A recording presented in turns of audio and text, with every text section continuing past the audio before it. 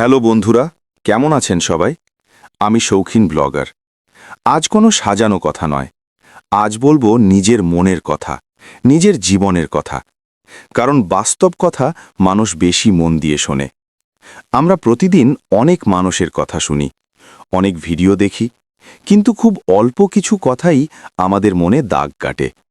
কারণ সব কথা হৃদয় থেকে আসে না। আমি আজ আপনাদের সামনে দাঁড়িয়ে ঠিক সেই কথাগুলোই বলবো যেগুলো আমি প্রতিদিন অনুভব করি। আমি একজন সাধারণ মানুষ। আমার জীবনেও সহজ কিছু ছিল না। স্বপ্ন ছিল, কিন্তু পথটা পরিষ্কার ছিল না। অনেক দিন এমন গেছে যেদিন কেউ পাশে ছিল না, কেউ জিজ্ঞেস করেনি তুমি কেমন আছো। কিন্তু আমি একটা জিনিস শিখেছি, নিজেকে বিশ্বাস করা শিখলে একাকিত্ব শক্তি হয়ে যায়। আমি ধীরে চলেছি, অনেক ভুল করেছি, কিন্তু থামিনি। আমরা অনেক সময় অন্যদের সাফল্য দেখে নিজেকে ছোট মনে করি, কিন্তু কেউ তাদের নীরব কষ্টের গল্পটা দেখায় না। মনে রাখবেন, যে মানুষটা আজ হাসছে তার জীবনেও যুদ্ধ ছিল। আপনার যুদ্ধটাও মূল্যবান। বন্ধুরা, আপনি যদি আজ এই ভিডিওটা শেষ পর্যন্ত দেখে থাকেন, তাহলে আপনি শক্ত মানুষ।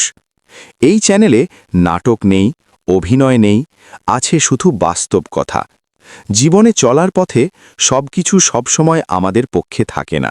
কখনো কষ্ট আসে, কখনো হতাশা আসে, আবার কখনো মনে হয় এই পথটা কি সত্যিই আমার। কিন্তু আমি শিখেছি একটা কথা, চুপচাপ লেগে থাকলে একদিন না একদিন ফল আসেই। আমি একজন সাধারণ মানুষ, কোনো বড় পরিচয় নেই, কিন্তু আছে নিজের কাজের প্রতি ভালোবাসা, আর আছে নিজের ওপর বিশ্বাস।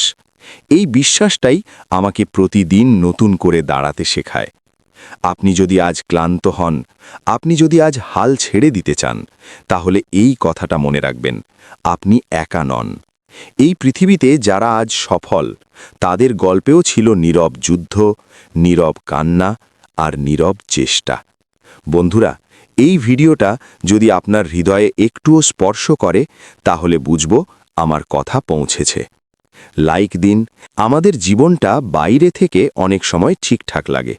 কাজ চলছে, দিন যাচ্ছে, মানুষ হাসছে, কিন্তু মনের ভেতরে অনেক কথা জমে থাকে, যেগুলো কাউকে বলা হয় না।